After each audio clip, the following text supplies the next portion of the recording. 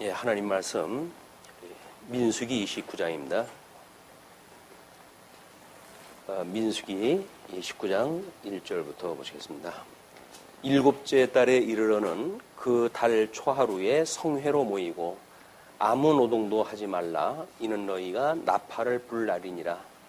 너희는 수송아지 한 마리와 수양 한 마리와 1년 되고 흠없는 수양 7마리를 여호와께 향기로운 번제로 드릴 것이며 그 소재로는 고운 가루에 기름을 섞어서 쓰되 수송아지에는 10분의 3이요 수양에는 10분의 2요 어린 양 7마리에는 어린 양 한 마리마다 10분의 1을 드릴 것이며 또 너희를 속죄하기 위하여 수염소 한 마리로 속죄제를 드리되 그 달의 번제와 그 소제와 상번제와 그 소제와 그 전제 외에 그 규례를 따라 향기로운 냄새로 화제를 여호와께 드릴 것이니라. 우리 28장서부터는 지금 언약자손에 대한 교훈을 확인하고 있는데 28장, 29장은 정한 제사 규례의 교훈입니다. 그래서 28장으로 해서 지난 시간에 6월절을 확인했다 했고 무교절, 그 다음에 77절에 대한 이 내용을 확인했다 했어요. 오늘 확인할 내용이 이제 처음에 드리는 것이 7월 29장 1절로부터 드리는 이거를 나팔절로부터 시작이 됩니다. 나팔절, 그 다음에 대속절, 그 다음에 장막절. 뭐가 하나 빠졌죠? 오순절서부터 여기 초실절이 빠졌네. 초실 무교절 다음에 초실절. 그래서 6월절이 이제 우리 예수 그리스도의 어린 양 대신 예수 그리스도의 죽으심으로 이루시는 사건이 이제 됩니다. 예수 그리스도의 어린 양으로 돌아가시는 사건을 실제적으로 이제 이루어지게 되어지고 무교절은 생명의 떡이라고 해가지고 우리 예수님이 이 떡은 나의 살이요 라고 이야기를 했다 하셨던 것처럼 이 생명의 떡은 예수 그리스도가 무덤에 계실 때 떡으로 나눠가지고 그들이 예수님의 몸을 기념하는 그런 일이었습니다. 초실절이 부활절이라고 이렇게 이야기했어요. 부활절, 예수 그리스도의 부활절. 예수 그리스도의 그 부활절의 첫 열매, 초실절이 돼가지고 첫 열매가 되어지는 건데 첫 열매 되시는 예수 그리스도, 첫 열매 되시는 예수 그리스도. 그리고 이 첫 열매에 의해서 이제 성도들이 열매로 맺게 되어져 하나님께 드린 바 되어지는 것입니다. 부활이 되어져 가지고 이 77절이 이제 오순절이에요. 오순 성령 강림. 성령 강림이 하나님의 이 일곱 우리 제례에 의해 가지고 어떻듯이 초실절로부터 50일이 되는 날 성령 강림이 되어지는데 이 성령 강림은 이제 이 성령 강림으로부터 새로운 하나님 나라가 시작이 되어지는 겁니다. 우리도 교회에서 이제 성령 강림이 되어지고 그 다음에 이 성령 그 강림, 이번에 오늘이 성령 강림 제2주일, 두 번째 주일인가요? 네, 이래가지고 진행이 되어진단 말이에요. 성령이 오시면 너희들이 권능을 얻고 그 다음에 땅 끝까지 증인이 되게 하리라. 그런 뒤에 이제 나중에 예수님이 재림한다고 이렇게 이야기를 하시죠. 이것이 우리 예수님이 부활하시면서 하셨던 마지막 세 가지의 약속이에요. 성령이 오시게 되면 너희들이 권능을 얻고 그다음에 예루살렘과 온 유대와 사마리아와 땅까지 이르러 나의 증인이 될 것이다. 그리고 내가 너희들이 보고 올라간 것처럼 이제 이건 천사가 이제 예언을 한 거지만 그 모습대로 예수님이 오실 것이다. 이걸 이제 약속하다 했잖아요.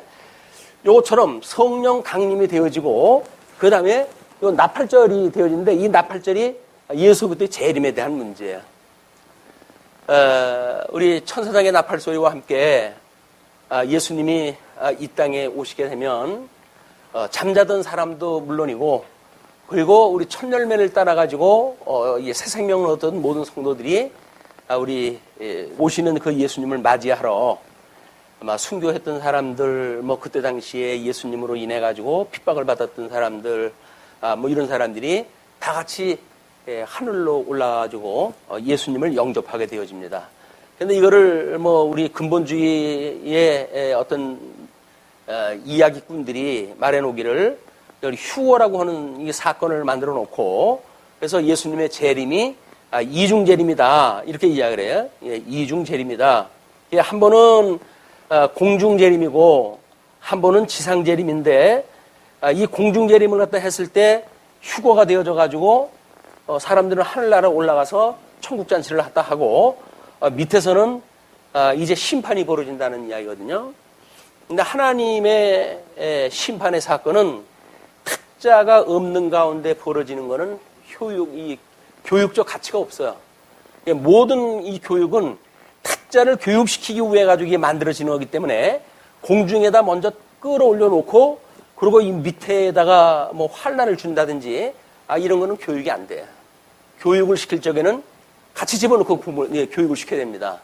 그래야 그 함께 환란을 가운데 받는 사람들이 여기서 나름대로 뭔가 구별이 되어지거든요. 이게 성별이 되어집니다. 구별.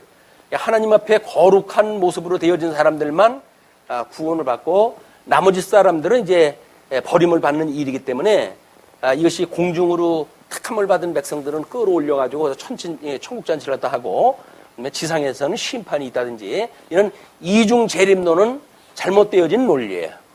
휴거라고 하는 그런 그 이야기는 공중으로 부름을 받는다는 이야기입니다. 성도들이 예수 그리스도의 나팔 소리와 함께, 천사장의 나팔 소리와 함께 예수님이 재림을 갖다 할 때 사람들이 변화를 받아요. 이 변화를 받은 사람들이 앉아가지고 예수님 맞이하지는 않겠죠. 오매불망 예수님의 이 재림을 바라보고 살던 성도들이 새로운 몸의 변화가 있고 예수님이 오신데도 불구하고 뭐 예수님이 오시는가 보다 해가지고 뭐 옷구름만 입에 물고 입만 밖으로 고전적 그런 그 성도들이 아니에요. 이때는 우리 공중으로 다 올라가가지고 예수님을 영접하는 일이 바로 예수님 재림에 일어나는 사건입니다. 적어도 우리가 나팔절이라고 한다면 이런 재림을 그리고 있어야 오매불망 그분이 오실 것을 우리가 환난 가운데, 지금 현재 우리가 환난을 받고 있는 거 아니에요? 이 환난을 받고 있는 가운데 우리 이 천사장의 나팔 소리와 함께 예수님이 천군 만군을 이끌고 재림을 갖다 하신다고 생각을 해보십시오. 그때 우리가 그분을 맞이하러 올라간다고 한다면 우리들의 예수님하고 신랑 되신 예수님과 우리가 이제 결혼의 관계에 되어지는 거거든요. 그때까지는 우리가 이 약혼 관계예요, 이것이. 근데 정식으로 결혼 관계가 되어져 가지고 예수님이 우리들이 거할 집이 완성되어졌을 때 우리 아버지로부터 허락을 받아요. 이제는 가서 내 사랑하는 신부들을 데리고 올라오거라. 그리고 그 신부와 함께 영원토록 살거라. 라고 했을 때 예수님이 이제 재림을 갖다 하시는 거기 때문에 예수님이 재림을 갖다 하게 되면 우리가 거할 집이 완성되어진 거야. 영원한 하나님 나라 새하늘과 새 땅이 완성이 되어져 가지고 우리 성도들이 살아갈 집이 완성됐을 때 주님이 오시는 거니까, 우리가 그 예수님을 맞이하는 성도들의 그런 그 심정이 뭐 다섯 슬기로운 처녀와 다섯 미련한 처녀의 뭐 등불, 기름 등불의 예화로 이제 보여줬다든지 이런 것들 전부 이 주님을 맞이하는 신부들의 자세거든요. 성령 충만한 기름이 확보되어진 사람들은 환난 가운데도 주님 오신 날을 기다리고 신랑 되신 예수님을 오시는 것을 소망하고 바라고 이렇게 있다가 이제 그분이 오셨을 때 사랑하는 님을 우리가 앉아서 맞이할 수가 없으니까 기꺼이 공중으로 올라가지고 예수님을 맞이하게 되어지는 이런 결혼 단계에 올라가는 우리의 모습을 보여주게 됩니다. 그리고 이제 이것이 있어지면 대속절이라 대속죄일이에요.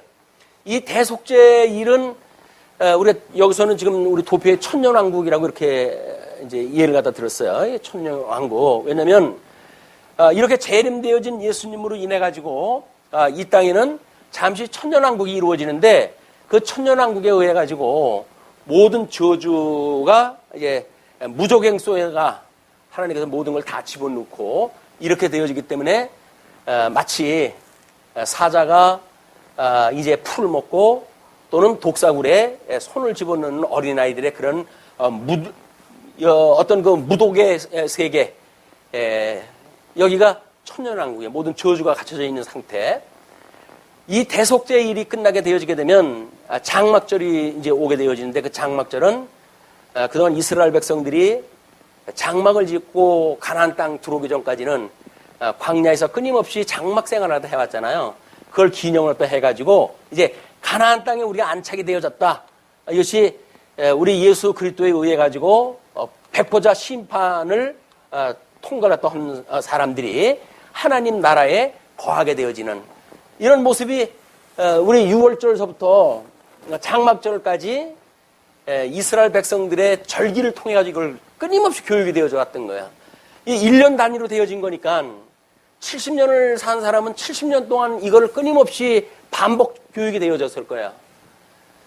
근데 과연 이제 우리 교회에서는 물론 이제 절기가 성탄절, 뭐 우리 예수님의 성탄절로 해가지고 시작이 되어지잖아요. 그 예수님이 이제 육신의 몸을 입고 이 땅에 태어나신 걸로부터 해가지고 이 땅에 오셔서 어떻게 이 땅에 오셨던 예수님이 성장을 했다 해가지고 세례를 받는가라고 하는 문제로부터 그의 공생애가 시작이 되어지고 그리고 예수님이 그렇게 공생애 생활 동안 복음을 증거하다가 급기야 예수 그리스도의 십자가의 사건에 이르기까지 죽으시는 이제 우리가 고난 주간을 맞이하게 되어집니다. 고난 부활주일 그것이 지난 뒤에 부활주일이 바로 예수 그리스도가 부활했다라고 하는 그런 이 초실절에 의해 가지고 그 다음에 오는 것이 성령 강림절이란 말이에요. 성령 강림주일 이후로 해가지고는 그 16주간인가가 이거 쭉 계속이 되죠. 성령 강림, 제 첫째 주일, 둘째 주일, 뭐 해가지고 16주일까지 이거 쭉 계속이 되어지는데 그 이야기는 이미 하나님 나라가 이제 시작이 되어진 거예요. 성령이 오셔가지고 복음 증거가 되어지고 복음 증거에 의해서 하나님 나라가 곳곳에 세워지고 해가지고 하나님 나라의 건설이 여기서 이제 세워진 거예요, 이렇게. 그리고 예수 그리스도의 이런 거에 의해 가지고 결국 성령 강림이 이제 있은 뒤에 주님의 몸된 교회가 어떻게 하나님께 드리게 되어지는가라는 걸로 해가지고 교회력을 통해 가지고 또 우리가 매년 그걸 공부를 했다고 있어요. 우리 주보에다가도 이제 그 언제서부터인가 우리 절기 교회력으로 해가지고 소개가 되어드리고 있거든요. 근데 그 관심이 없으면 뭐 잘 안 보입니다, 그게. 그러나 우리가 그 교회력이라고 하는 것을 성경을 통해 가지고 예수 그리스도를 만나는 것이 중요하지.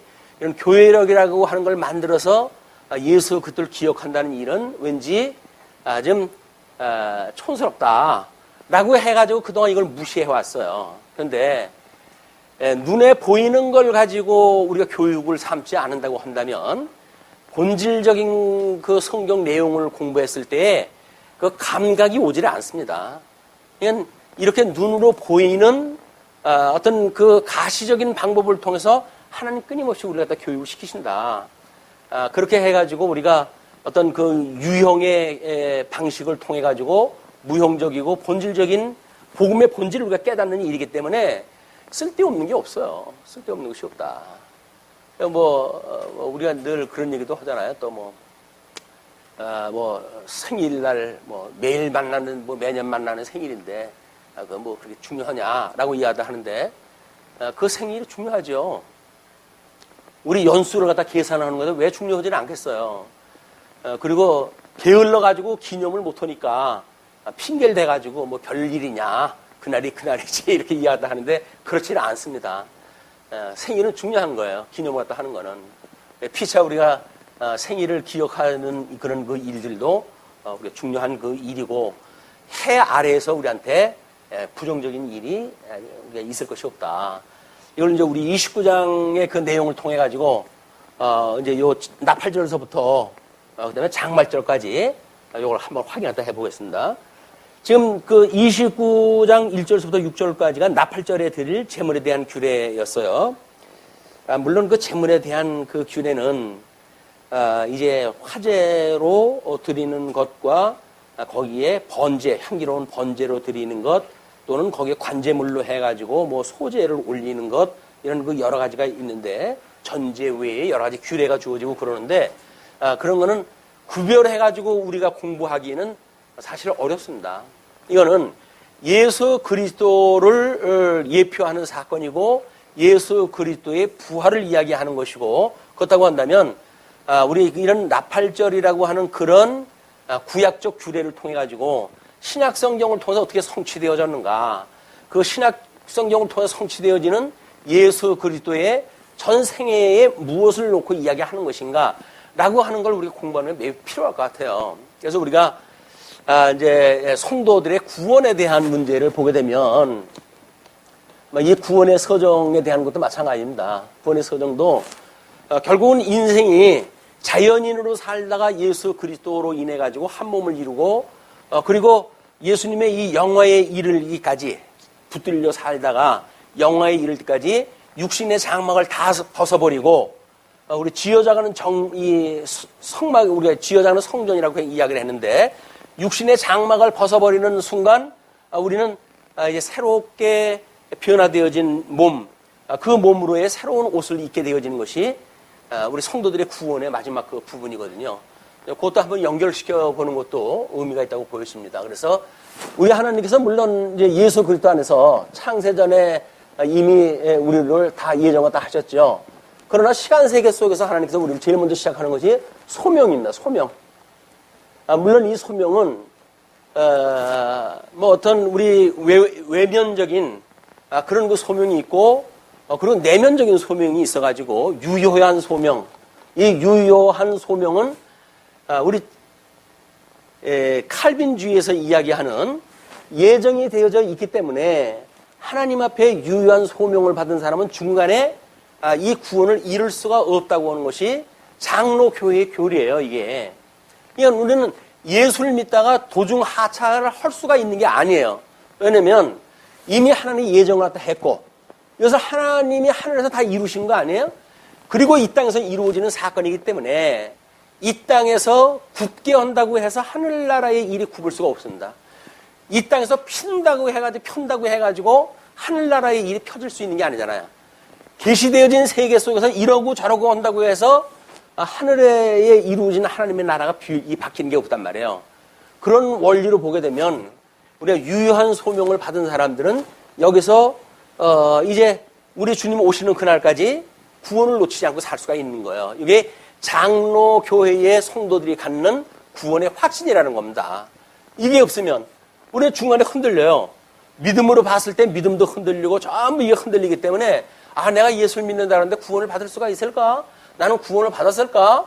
라고 하는 문제로 우리가 혼란을 일으키는데 유효한 소명을 받았다고 한다면 이미 우리는 이 구원의 서정으로부터 벗어날 수가 없는 사람들이에요. 너무 감사한 일 아닌가요? 그런데 이걸 뭐 우리 알미니우스주의라든지 이런 데에서는 구원의 확신을 인정하지는 않습니다. 그래서 끝까지 믿는 거 봐가지고 구원시켜주겠다는 이야기거든요. 그것이 인간의 공로를 주장하는 거예요. 이제 인간의 공로. 그 다음에 하나님의 절대적인 은혜.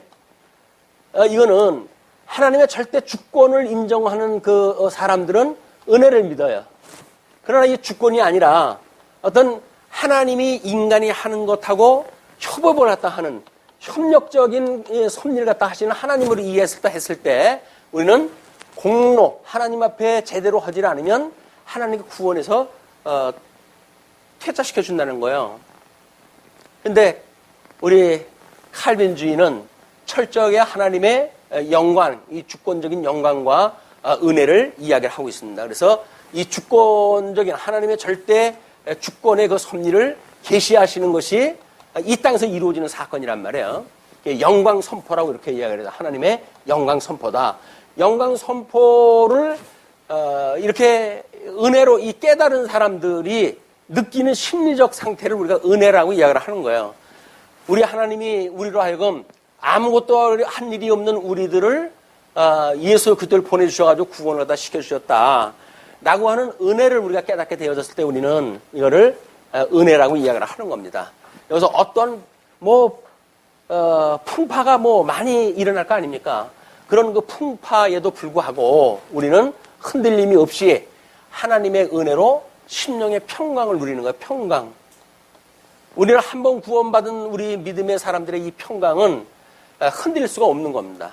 물론 살다가 육신의 소욕으로 빠질 때도 있고 그럴 때가 있죠. 그러나 그런 거는 우리한테 어떤 과정적으로 우리를 굳게 해가시는 하나님의 섭리. 이스라엘 백성들이 가나안 땅의 7 족속을 다 멸하지 아니하고 나머지를 남겨두어가지고 그 사람들로 하여금 끊임없이 가시 역할을 갖다 해서 가나안에 살고 있는 사람들이 하나님의 은혜로 우리가 이렇게 이 가나안을 누리고 사는 거지 라고 하는 걸 기억나게 하시기 위한 하나님의 극적인 섭리예요. 그게. 그렇기 때문에 중생인으로서 이 땅에 살아가는 성도들이 완전해진다고 하는 건 우리가 없습니다. 이것은 완전할 수가 없어요.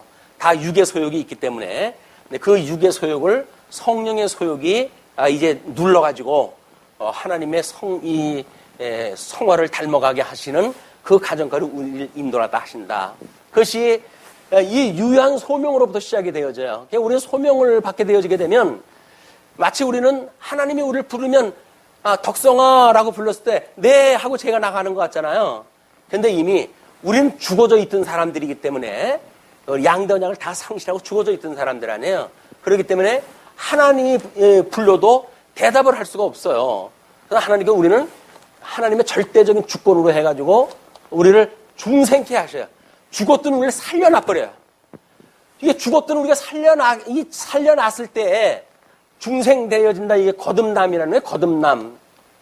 이게 죽었던 우리들이 거듭났기 때문에 이때로부터 우리들의 영적 활동이 인지가 가능한 상태가 되어지는 거예요. 그런데 중생되어져 가지고 우리 영혼이 죽었던 영혼이 살아났으니까 그 영혼이 유효한 소명을 받은 성도들이 이제 갖게 되어지는 그런 경험입니다. 이 중생이 되어졌을 때 비로소 우리는 이 복음의 말씀의 씨앗이 떨어지게 되면 30배, 60배, 100배의 열매를 맺을 수 있는 밭이 되어지는 거예요.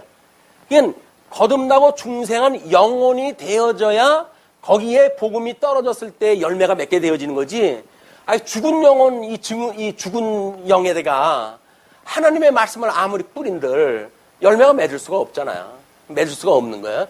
그래서 이제 이 중생이 되어지는 이런 그 과정을 겪고 성도들은 비로소 내가 말할 수 없는 죄인이라고 하는 걸 깨닫게 되어지고 하나님의 은혜로 회심에 이르게 되어집니다. 회심은 세상을 향했던 마음이 하나님을 향한 마음으로 방향 전환이 되어지는 거예요. 새로운 피조물이 되어졌으니까 새로운 피조물로서 우리의 방향성이 이제 만들어지는 겁니다. 그래서 세상을 향해서 살아가던 우리들이 하나님을 중심으로 살아가는 우리 삶의 방향, 길이라고 이렇게 길. 예수님이 나는 곧 길이요 진리요 생명이라고 이야기를 하지 않습니까? 성도가 어떤 길을 가는가라고 하는 것은 회심이 되어졌을 때 드디어 우리가 이 길이 세상을 향했던 길, 넓은 길이 아니라 우리 예수님을 향한 좁은 길, 하나님을 향한 길로 우리가 선택해야 이 길을 가게 되어지는 거야. 그럼 이제 회심이 되어진 우리들이 하나님 앞에 우리가 죄인입니다. 도저히 나는 이 땅에서 구원받을 수 있는 아무런 그 여건이 없습니다라고 우리가 이제 하나님 앞에 이 회개 기도라도 할 거 아니겠어요? 그거를 영생에 이르는 회개라고 교회신학 우리 웨스트민스터 신앙고백에서는 그렇게 설명을 합니다.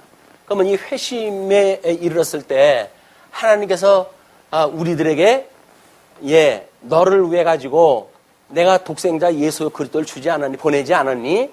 그 예수 그리스도가 너를 위해 가지고 내 죄에 대하여 죽고 내 의에 대하여 살아나도록 예수님께서 이 일을 다 한 거야 라고 하는 믿음을 주시는 거예요. 그 믿음을 받게 되어지게 되면 이 믿음이 이게 우리들의 믿음이고 이게 잘하고 하는 그런 그 믿음이 아니에요. 협의적으로 우리 복음, 십자가의 도가 무엇인가를 깨닫는 기본적인 믿음이 생기는 거예요, 이게. 이걸 십자가의 도라고 그래요, 십자가의 도.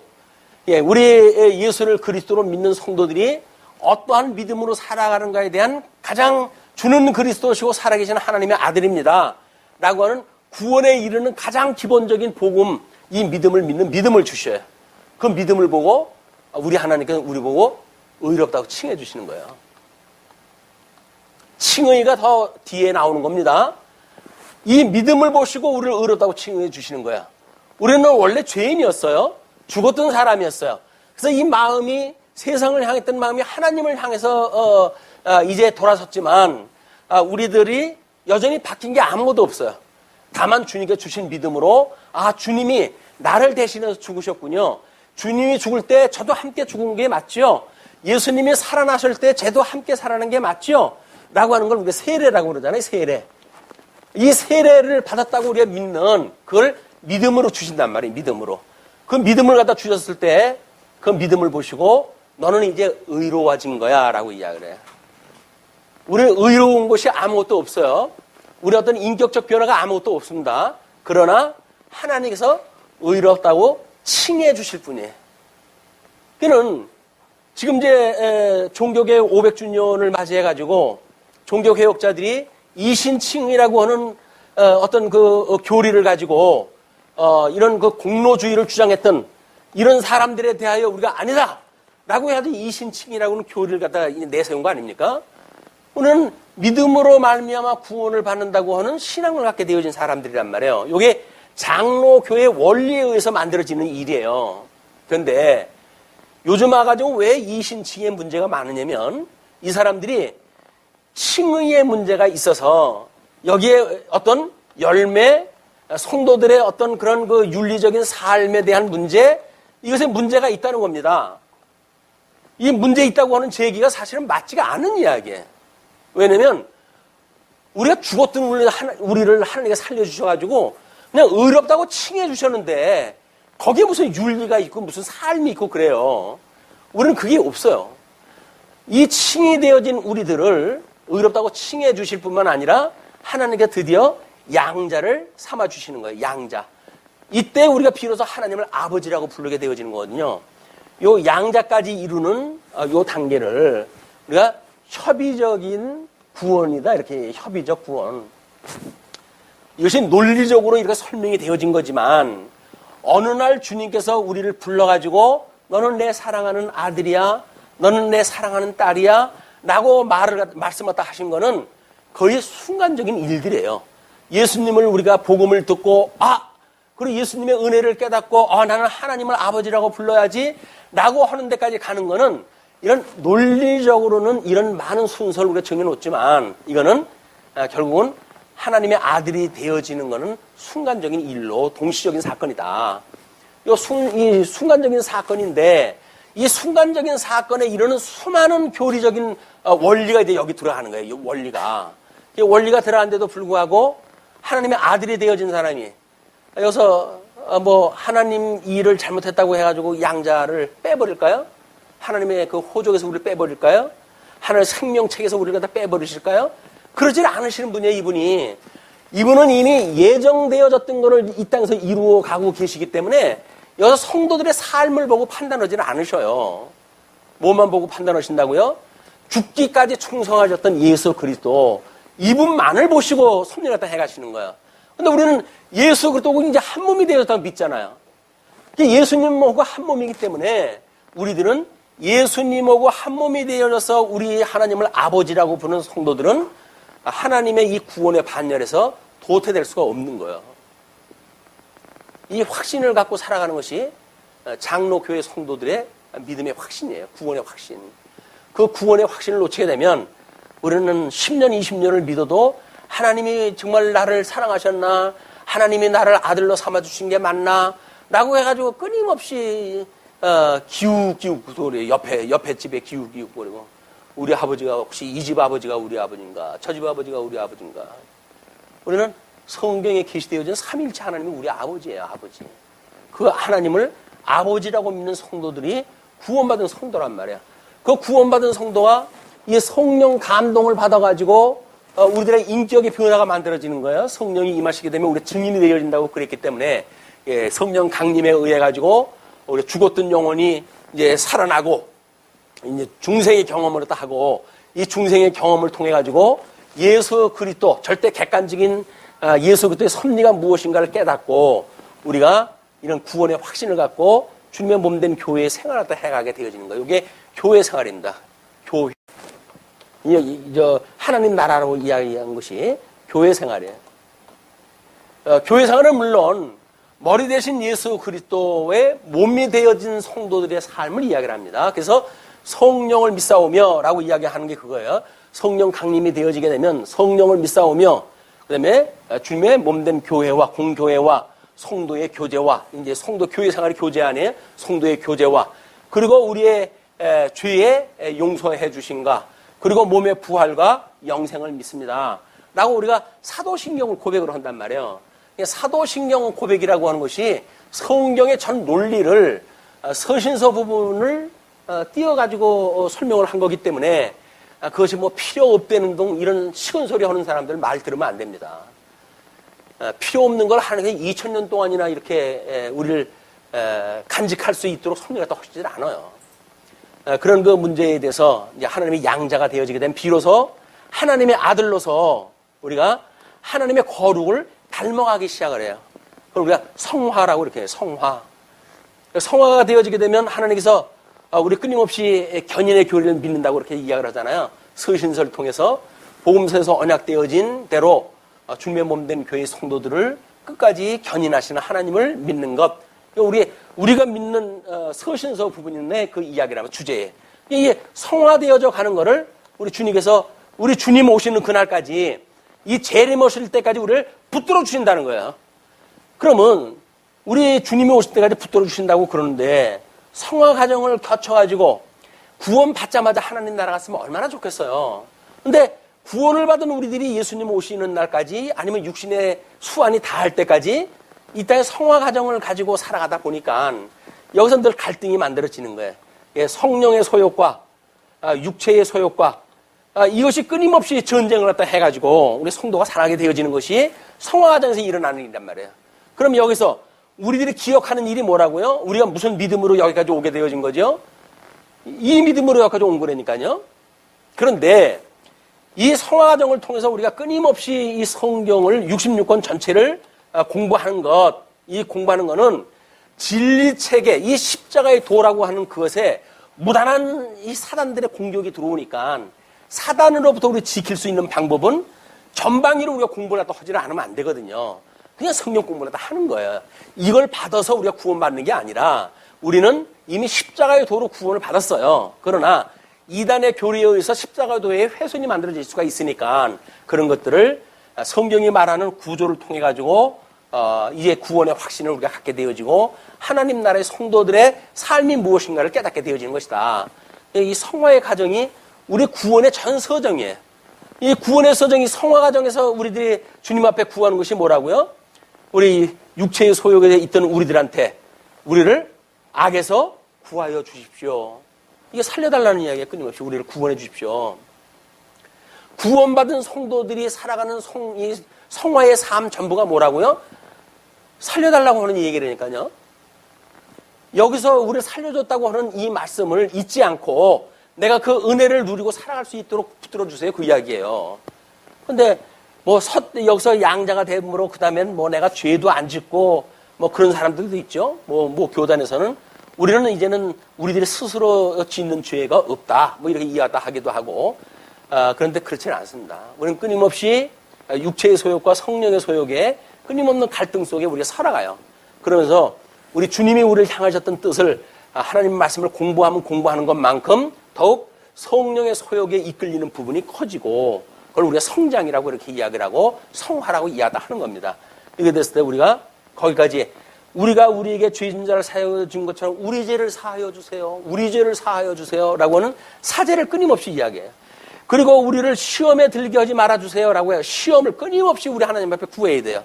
그리고 우리를 이 본질적인 악으로부터 우리를 구원을 받아 해 주십시오. 이것이 성화를 받고 하나님의 아들이 되어진 사람들이 해야 되는 기도의 내용이에요. 우리의 기도의 내용은 전부 이거예요. 이거. 물론 거기서 아버지의 뜻이 하늘에서 이루어진 것처럼 이 땅에서 이루어지는 것, 일용할 양식을 주는 것, 이거를 구하기 위한 근본적인 우리들의 어떤 근거가 될 수는 있죠. 근거가 성경적인 근거, 일용할 양식으로서 근거 이런 것이 되어지고 됐지만, 저는 우리가 하나님 앞에 기도하는 내용들은 사제, 시험, 악에서의 구원, 이걸 우리가 기도하는 것이다. 이게 우리 구원받은 성도들한테 주님께서 가르쳐 주신 기도 아니에요? 그럼 성화되어져 가는 성도들이 할 기도가 뭐라고요? 이거예요. 우리 이 죄, 끊임없이 짓는 이 성령의 소욕과 육체의 소욕으로 말미암아 가지고 갈등에서 나오는 이런 그 사제. 하나님, 정말 생각도 하기 싫어요, 이제. 보기도 싫습니다. 저를 제발 여기서 좀 용서 좀 해주세요. 라고 하는 이런 사제에 대한 감각이 성화를 시켜가는 하나님의 은혜를 깨닫는 이게 척도가 되어진단 말이에요. 근데 죄가 별로 죄로 여겨지질 않아. 그런다고 한다면 우리는 사제의 구원을 기도할 필요도 없어요. 그러고 여기서 주님의 은혜를 노래할 것도 없어요. 왜? 아니 뭐 내가 구원시켜달라고 구원된 것도 아니고 뭐 하나님이 우리를 예정한 대로 하나님 뜻을 위해서 그렇게 한 거라며 라고 이야기를 한다면 우리들이 알고 있는 이 복음은 싸구려 복음이 돼버리고 말아요. 우리들은 한없는 은혜에게 어떻게 나같이 죽었던 인생을 또 인생 우리 삶을 돌아보건대 별로 잘나지도 못한 나를 하나님께서 거듭나고 중생되게 하셔서 하나님의 아들로 삼아주시고 그리고 하나님의 형상을 닮아가게 하십니까? 하나님 감사합니다. 라고 하는 은혜의 우리의 삶을 살아가게 되어지는 거다. 이 은혜의 삶을 살아가게 되어지는 거다. 어떤 사람들은 예정론이 하나님의 은혜를 훼손시킨다는데 그렇지 않습니다. 그건 예정론을 모르기 때문에 그래요. 예정론을 바로 안다고 한다면 창세전서부터 우리 구원을 갖다 예정해 주셨다고 그러는데 왜 은혜가 안 넘쳐요? 그걸 당연하게 여긴다고요? 그건 은혜를 깨닫지 않은 사람들의 특징이에요. 여기서 믿다가 도태하는 사람들 많습니다. 그 사람들은 사실 이 믿음에 이르렀던 사람들이 아니에요. 유효한 소명에 이르렀던 사람들이 아니에요. 이걸 외소라고 이렇게 얘기해요. 외소. 바깥으로만 부름을 받은 거예요. 모양만. 그러니까 여기 성화를 만들어갈 때 경건의 모양은 있으나 그러니까 경건의 모양은 있으나 경건의 능력을 부정하는 자로부터 너희들이 떠나라. 이렇게 이야기를 하는 거예요. 뭔가 예수를 믿는다고 해가지고 경건한 폼은 잡아. 뭐 교회 생활을 또 하면 적어도 이렇게는 살아야 된다. 뭐 이라도 폼은 잡는데 우리 주님께서 말씀의 능력으로 우리를 붙들고 있다고 하는 걸 이걸 모른단 말이에요. 이 견인의 능력을 모른단 말이에요. 그럼 그 주관하시는 하나님을 모르는데 지가 연출한 이 모양이 무슨 쓸모가 있어요, 이게. 이걸 우리가 경건의 능력을 우리는 믿는 이런 성도의 삶을 살아가기 때문에 구약 성도에서 말하고 있는 나팔절서부터 대속절 7월 15일 날 이제 이거 7월 1일 날 나팔을 불고 7월 10일 날 대속제일을 갖다 지키게 되어지고 그리고 7월 15일입니까? 뭐 장막절 드리는 날이 7월 15일부터 장막절을 지키게 되어지는 거예요. 그렇기 때문에 우리 하나님 나라에 살아가는 성도들의 삶, 이것이 오늘 이야기되어지는 지금 내용들이에요. 그래서 그 7절서부터 11절까지 보시게 되면 일곱째 달 열흘날에는 너희가 성회로 모일 것이요 너희의 심령을 괴롭게 하며 아무 일도 하지 말 것이니라. 너희는 수송아지 한 마리와 수양 한 마리와 1년 된 수양 7마리를 다 흠없는 것으로 여호와께 향기로운 번제를 드릴 것이며 그 소재로는 고운 가루에 기름을 섞어서 쓰되 수송아지 한 마리에는 10분의 3이요 수양 한 마리에는 10분의 2요 어린 양 7마리에는 어린 양 한 마리마다 10분의 1을 드릴 것이며 속죄제와 상번제와 그 소제와 그 전제와 외에 수염소 한 마리를 속죄제로 드릴 것이니라. 그래서 중복되어진다고 해서 생략되어지는 게 없어요. 왜? 다 같이 하나님의 은혜니까. 다 같이 하나님의 은혜이기 때문에 아유 이거 뭐 힘든데 우리 그냥 묶어가지고 한꺼번에 해버립시다. 이거는 은혜를 모르는 사람들이 능률주의 또는 일 중심으로 이 성경을 이해하는 사람들은 그렇게 할 수가 있겠죠. 뭐 주일날 끼웠는데 이왕이면 겸사겸사 그냥 한꺼번에 해버리고 맙시다. 뭘 해버려요? 해버리기를. 감히 그걸 해서 바쳐도 못할 일을 갖다 해버린다고 우리 표현을 하잖아요. 아예 쉽게 해버리고 말지. 여기 육신의 소욕을 가지고 있는 사람들은 미혹을 좀 우리가 받는 일들이기도 합니다. 그 다음에 12절부터, 이제 그 38절까지 초막절에 드릴 제물에 대한 규례예요. 7째 달 15째 날에는 너희가 성회로 모일 것이요. 아무 일도 하지 말 것이며, 이래 동안 여호와 앞에 절기를 지킬 것이라. 너희 번제로 여호와께 향기로운 화제를 드리되, 수송아지 13마리와 수양 2마리와 1년 된 수양 14마리를 다 흠없는 것으로 드릴 것이며, 그 소재로는 고운 가루에 기름을 섞어서 수송아지 13마리에는 각기 10분의 3이요 수양 2마리에는 각기 10분의 2요 어린 양 14마리에는 각기 10분의 1을 드릴 것이며, 상번제와 그 소제와 그 전제 외에 수염소 1마리를 속죄제로 드릴 것이니라. 그 다음에 이제 그것이 계속 이제 되어집니다. 둘째 날에는 수송아지 12마리와 수양 2마리와 1년 되고 흠없는 수양 14마리를 드릴 것이며, 그 소제와 전제는 수송아지와 수양과 어린 양의 수요를 따라서 규례대로 할 것이며, 우리는 지금 읽기도 번거롭잖아요. 아, 이거 계속 읽어야 되나? 라고 하는 갈등이 날 정도로. 그런데 이때 사람들은 이걸 그렇게 직접 했어요. 직접 했는데 그걸 읽는 것도 우리가 번거롭게 생각을 한다니까요. 사람들이 얼마나 능률을 좋아하는데요. 얼마나 합리적인 걸 따지는데요. 그게 결국 누구라고요? 자기 생각대로 하는 거예요. 자기 생각대로. 이 국로주의자들, 인간 중심의 이 인본주의적인 사고, 이거는 철저하게 여기서 지금 우리가 이야기하고 있는 육체의 소욕을 이루는 이 싸움에, 이 육체의 소욕을 가지고 있는 사람들의 본성입니다. 이게 인본주의적인 것이. 이 성령의 감동을 받고 성령의 소욕을 이끄는 사람들만이 신본주의적인 생각을 가지는 거예요. 신본주의. 이 신본주의라고 하는 거는 인간의 잣대로 해가지고 판단하지 않습니다. 왜? 이거 하나님이 하시는 일이니까. 우리는 자꾸 인간 잣대를 여기다 대려고 그래요. 인간 잣대를. 그때 이제 우리가 넘어지고 그렇게 되어지는 겁니다. 그래서 20절 셋째 날에는 수송아지 11마리와 수양 2마리와 1년 되고 흠없는 수양 14마리를 드릴 것이며, 그 소제와 전제는 수송아지와 수양과 어린 양의 수요를 따라서 규례대로 할 것이며, 상번제와 그 소제와 그 전제 외에 수염소 1마리를 속죄제로 드릴 것이니라. 넷째 날에는 수송아지 10마리와 수양 2마리와 1년 되고 흠없는 수양 14마리를 드릴 것이며, 그 소제와 전제는 수송아지와 수양과 어린 양의 수요를 따라 규례대로 할 것이며, 상번제와 그 소제와 그 전제 외에 수염소 1마리를 속죄제로 드릴 것이니라. 다섯째 날에는 수송아지 9마리와 수양 2마리와 1년 되고 흠없는 수양 14마리를 드릴 것이며, 그 소제와 전제는 수송아지와 수양과 어린 양의 수요를 따라서 규례대로 할 것이며, 상번제와 그 소제와 전제 외에 수염소 1마리를 속죄제로 드릴 것이니라. 여섯째 날에는 수송아지 8마리와 수양 2마리와 1년 되고 흠없는 수양 14마리를 드릴 것이며, 그 소제와 전제는 수송아지와 수양과 어린 양의 수요를 따라서 규례대로 할 것이며, 상번제와 그 소제와 그 전제 외에 수염소 1마리를 속죄제로 드릴 것이니라. 일곱째 날에는 수송아지 7마리와 수양 2마리와 1년 되고 흠없는 수양 14마리를 드릴 것이며, 그 소제와 전제는 수송아지와 수양의 어린 양의 수요를 따라 규례대로 할 것이며, 상번제와 그 소제와 전제 외에 수염소 1마리를 속죄제로 드릴 것이니라.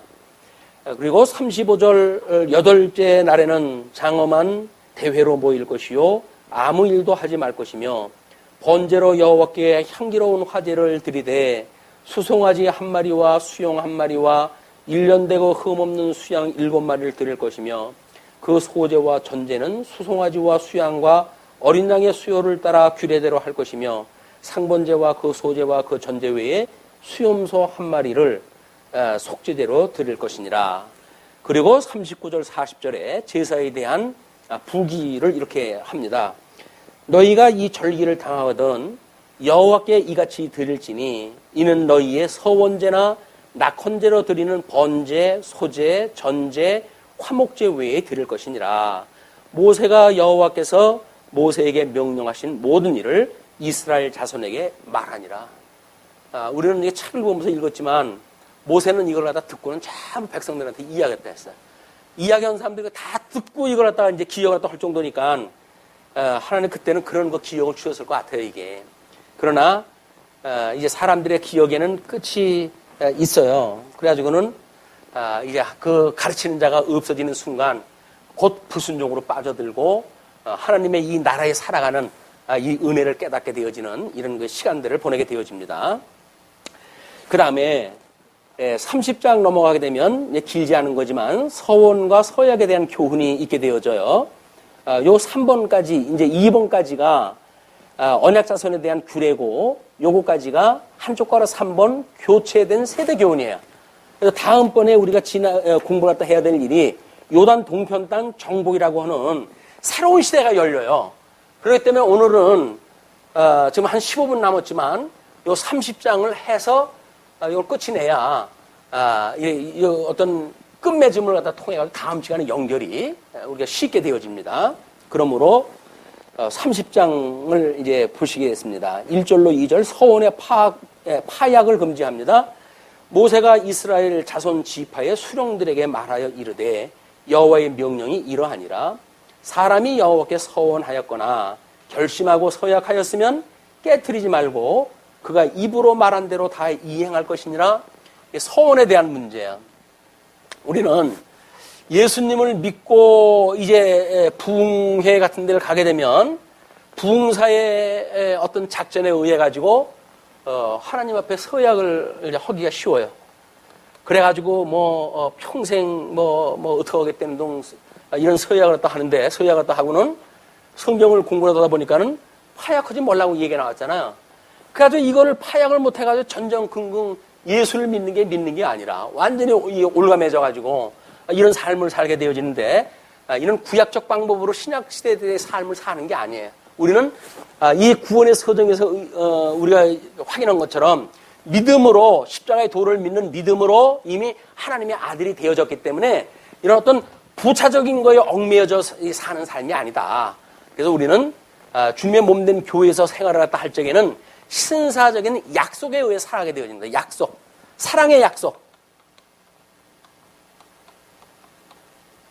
이 사랑의 약속에 의해서 신앙생활을 하는 거지 어떤 규례나 법에 얽매여가지고 성도들이 살아가는 게 아니에요. 우리가 정관을 수용한다든지 이런 것도 사랑의 약속을 바꾸는 일이기 때문에 공동의회에서만 이걸 취급할 수 있고 막 이렇게 되어지는 게 중요하기 때문에 우리 교회 생활을 이 구약성경 잘못 이해를 하게 되면 구약 사람들도 못해가지고 다 예수님한테 정죄를 받았는데 그걸 하겠다고 그러니까 얼마나 답답한 일이에요. 될 수 있는 일이 아니다. 자, 3절로부터 5절 보게 되면 미혼녀의 서원 규례가 나옵니다. 또 여자가 만일 어려서 그 아버지 집에 있을 때에 여호와께 서원한 일이나 스스로 결심하려고 한 일이 있다고 하자. 그의 아버지가 그의 서원이나 그가 결심한 서약을 듣고도 그에게 아무 말이 없으면 그가 그의 모든 서원을 행할 것이요 그가 그 결심한 서약을 지킬 것이니라. 그러나 그의 아버지가 그것을 듣는 날에 허락하지 아니하면 그의 서원과 결심한 서약을 이루지 못할 것이니 그의 아버지가 허락하지 아니하였은즉 여호와께서 사하시리라. 이 서원이라고 하는 그 문제가 여기서 지금 이 나오는 30장에 나오는 그런 그 내용을 보게 되면 성화 과정에서 나오는 이제 우리들의 하나님 앞에 하게 되는 이 서원이라고 하는 게 있잖아요. 그 서원은 우리가 지금 어디에 속해져 있는가에 대한 문제예요. 이 서원이 우리가 예수 그리스도의 지체로 만약에 믿고 살게 되어지게 되면 우리들의 모든 그 주권은 주님한테 있는 거야. 그러니까 주님이 하라고 하시면 하는 거지만 주님이 할 필요 없어 내가 다 할 거야 라고 그러면 우리는 안 해도 되는 거야. 그 파약을 주님께서 하시는 거야 이게. 근데 이걸 모르게 되면 내가 해야 된다고 생각이 드는 거야. 이게 인본주의자들의 착각이란 말이에요. 우리가 뭘 하나님 앞에 약속을 했기 때문에 내가 그걸 하고 말 거야 이렇게 될 수가 없다니까요. 우리한테는 그럴 만한 존재가 못 돼요. 능력도 없어요. 그냥 일찌감치 능력 포기하고 주님 저는 주님 앞에 할 것이 아무것도 없어요. 주님께서 붙들어 주시지 않으면 저는 길도 잃어버리는 이거 우리가 길치예요 라고 고백할 때 해야 돼요. 왜? 양의 특징이 그렇거든요. 양은 길을 찾지를 못해요. 그리고 아주 지극히 그 나쁜 근시가 돼가지고 앞에 사람도 잘 분별을 못해요. 그러니까 목자장 되신 예수님께서 방향 바로 잡아놓고 바로 인도를 갖다 하고 그래야 겨우 발걸음을 뛸 그런 그 피조물이지 주님의 양들은 영악스럽게 혼자 살아갈 수 있는 존재들이 아닙니다. 그렇게 인정을 하다 해야 돼요. 아, 나는 영악스러운 존재가 아니로구나. 나는 미련하고 세상에 대하여 정말 미련한 사람이로구나. 그러나 하나님께서 이 하늘의 지혜를 주셔가지고 하나님의 이 지혜를 가지고 이렇게 살아가게 되어진 거지 세상의 지혜로 말한다고 한다면 살아갈 수 있는 내 존재가 못 되는구나 라고는 자기 부정이 돼야 돼요. 그러니까 너를 부인하고 나를 따르라 라고 했던 예수님의 말씀처럼 우리는 자꾸 우리를 부인해야 돼요. 예수님을 믿기 전에 가졌던 이 세상에서 가지고 있던 우리의 능력 같은 거 착각하고 있는 능력 있잖아요. 내가 몹시나 잘난 척하고 몹시나 뭘 한다고 생각했던 것들 그걸 부인하라는 거예요. 너 아무것도 할 수 없었던 존재야. 그러니까 그걸 부인하고 나를 따라. 이제 내가 할 거야. 그거거든요. 주님을 따라가는 일이 성도들이 해야 될 일이지 자기가 설레발을 치고 뭐라도 한다고 그러는 건 가능한 것이 아니다. 그러니까 우리가 어디에 속했는가라고는 소속의 문제예요. 소속. 그러니까 처녀가 시집을 가기 전에는 아버지한테 속해져 있는 거야. 그리고 만약에 결혼을 갖다 하게 되면 남편에게 속해진 거 아닙니까? 그러니까 이 소속에 대한 문제이기 때문에 우리의 머리 대신 분이 누구인가를 우리가 생각을 해내야지. 쓸데없이 여기서 뭐 누구를 왜 나한테는 이걸 뭐 그렇게 취급을 갖다 하느냐 이런 이야기는 설명이 필요가 없어요. 왜냐면 뒤에 이제 문제들이 그런 게 나오기 때문에 그렇습니다. 자, 6절로부터 8절 보게 되면 결혼 시 여자의 서원기래요. 또 혹시 남편을 맞을 때의 서원이나 결심한 서약을 경솔하게 그의 입술로 말하였으면 그의 남편이 그것을 듣고 그 듣는 날에 그에게 아무 말이 없으면 그 서원을 이행할 것이요. 그가 이 결심한 서약을 지킬 것이니라. 그러나 그의 남편이 그것을 듣는 날에 허락하지 아니하면 그 서원과 결심하려고 경솔하게 입술로 말한 서약은 무효가 될 것이니 여호와께서 그 여자를 사실이라 하나님 앞에 죄가 안 된단 말이에요. 그리고 9절로부터 이제 9절에는 가부나 이혼녀에 대한 서원기랍니다. 가부나 이혼당한 여자의 서원이나 그가 결심한 모든 서약은 지킬 것이니라. 부녀가 혹시 그의 남편의 집에서 서원을 하였다든지 결심하고 서약을 하였다고 하자 예를 드는 거지요. 그의 남편이 그것을 듣고도 아무 말이 없고 금하지 않으면 그 서원은 다 이행할 것이요. 그가 결심한 서약은 다 지킬 것이니라. 그러나 그의 남편이 그것을 듣는 날에 무효하게 하면 그 서원과 결심한 일에 대하여 입술로 말하는 것을 아무것도 이루지 못하나니 그의 남편이 그것을 무효하게 하였은즉 그 여호와께서 그 부녀를 사하시느니라. 남편에게 속하면 그렇게 되어진다는 거예요. 그리고 모든 서원과 마음을 자제하기로 한 모든 서약은 그의 남편이 그것을 지키게도 할 수 있고 무효하게도 할 수 있으니 그의 남편이 여러 날이 지나도록 말이 없으면 아내의 서원과 스스로 결심한 일을 지키게 하는 것이니 이는 그가 그것을 들을 때에 그의 아내에게 아무 말도 아니하였으므로 지키게 됨이니라. 그러니까 무언 중에 그것이 승낙이 되어졌다는 그런 그 이야기죠. 그 다음에 이제 16절 그러나 그의 남편이 들은 지 얼마 후에 그것을 무효하게 하면 그가 아내의 죄를 담당할 것이니라. 이는 여호와께서 모세에게 명령하신 규례니 남편이 아내에게 아버지가 자기 집에 있는 어린 딸에 대한 것이니라. 그래서 우리 성부 하나님과의 관계를 설명하다 했을 적에는 딸에 대한 개념으로 설명이 되어졌고 성자 하나님이신 예수님과 신부되어진 교회와의 관계를 통해서 할 때는 남편과 아내의 관계를 가지고 예를 들었다. 그렇기 때문에 하나님 앞에 서원이라고 하는 그런 그 문제가 우리의 머리 대신 분이 누구인가를 생각하게 하시는 일이다. 그래서 그분이 만약에 우리를 대신해서 대속의 은혜를 베푸신 분이라고 한다면 그분 앞에 우리가 은혜의 보답을 한다든지 이런 이야기 할 게 없어요. 그냥 은혜로만 생각하고 우리는 범사에 감사하면 될 뿐이에요. 그리고 주님이 해가시는 일에 우리는 항상 기뻐하면 되어지는 거야. 그리고 우리가 만약에 소망이 있다고 한다면 끊임없이 기도하면 되어집니다. 그것이 우리를 향하신 예수 그리스도 안에서 우리를 향하신 하나님의 기뻐하신 뜻이다. 그 기뻐하시는 뜻을 따라서 우리 한 주간 살아가길 빌면서 말씀 드리겠습니다. 기도하시죠.